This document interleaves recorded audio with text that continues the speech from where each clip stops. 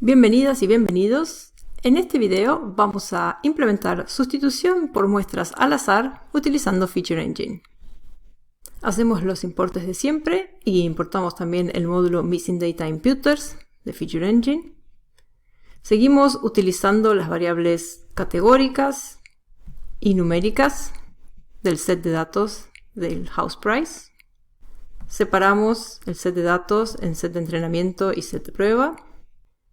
Y acá vamos a implementar sustitución por muestras al azar llamando al Random Sample Imputer de Feature Engine e indicamos en este caso una semilla para obtener datos reproducibles. Cuando hacemos fit pasando el set de entrenamiento, el imputer va a aprender cuáles son las variables presentes en este set de datos y va a tomar también una copia del set de entrenamiento del cual va a sacar las muestras aleatorias al momento de reemplazar los valores faltantes, ya sea en el set de entrenamiento o en el set de prueba o en cualquier otro set que quieras reemplazar más adelante.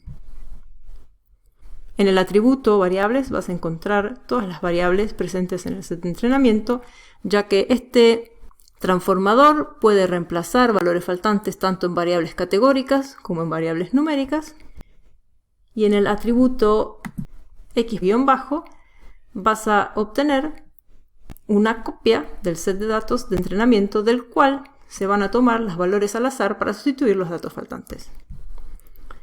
Entonces cuando hacemos imputador.transformar el set de datos, lo que hace es extraer muestras al azar desde este set de datos que copió aquí en X para reemplazar los valores faltantes.